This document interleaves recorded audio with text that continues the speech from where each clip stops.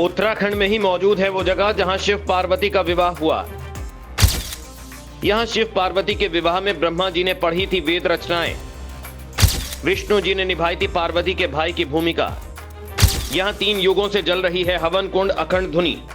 देवभूमि उत्तराखंड, देवों की इस भूमि से देवताओं की इतनी कहानियां जुड़ी हैं जिनके बारे में जानकर इस धरती पर कदम खुद ही खींचे चले आते हैं। क्या आप जानते हैं कि इसी धरती पर भगवान शिव और माता पार्वती का विवाह हुआ था? क्या आप जानते हैं कि इस विवाह के दौरान ब्रह्मदेव और भगवान विष्णु भी मौजूद थे? क्या आप जानते हैं कि इस विवाह के दौरान ब्रह्मदेव ने वेद रचनाएं पढ़ी तो भगवान विष्णु ने माता पार्वती के भाई की भूमिका निभाई? अगर नहीं जानते तो सच का साक्षी बनने के लिए देवभूमि उत्तराखंड के त्रियुगी नारायण धाम चले आइए। त्रियुगी नारायण मंदिर में भगवान विष्णु ने ही शिव पार्वती का विवाह करवाया था। यहाँ मौजूद अखंड धुनी के बारे में मान्यता है कि ये 3 युगों से अखंड जल रही है, इसी वजह से इसे त्रियुगी मंदिर कहते हैं। कहा जाता है कि शिव पार्वती के विवाह में ब्रह्मा जी ने पुरोहित की भूमिका निभाई थी। विवाह में शामिल होने से पहले ब्रह्मा जी ने कुंड में स्नान किया था, जिसे ब्रह्म कुंड कहा जाता है। यहाँ विवाह में आए अन्य देवी देवताओं ने भी स्नान किया था।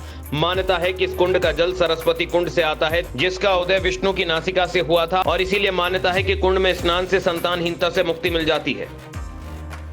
नई पीढ़ी के लिए वेडिंग डेस्टिनेशन बना त्रियुगी नारायण मंदिर। यहाँ देश विदेश से विवाह करने आते हैं कई लोग। कई फिल्मी सितारे भी शादी के बंधन में बंधे। शादी के बाद यहाँ से जल और भभूत ले जाते हैं लोग। ये मुख्य रूप से नारायण यानी भगवान विष्णु और लक्ष्मी का मंदिर है, लेकिन यहाँ शिव पार्वती का विवाह हुआ था। इस वजह से मंदिर में शिव जी और विष्णु जी के भक्त दर्शन के लिए पहुंचते हैं। त्रियुगी नारायण मंदिर अब खास वेडिंग डेस्टिनेशन बनता जा रहा है। काफी लोग यहाँ विवाह करने के लिए पहुंचते हैं। इस मंदिर के बारे में मान्यता है कि यहाँ शादी करने वाले जोड़े की जिंदगी संवर जाती है। मशहूर टीवी एक्ट्रेस कविता कौशिक, निकिता शर्मा के अलावा कई सेलिब्रिटीज ने यहाँ विवाह किया है। शादी के बाद पति पत्नी इस मंदिर से जल और भभूत लेकर जाते हैं। कहा जाता है कि इससे उनका जीवन मंगलमय रहता है। त्रियुगी नारायण मंदिर में प्रत्येक वर्ष क्षेत्र की खुशहाली व विश्व कल्याण के लिए हरियाली मेले का आयोजन भी किया जाता है।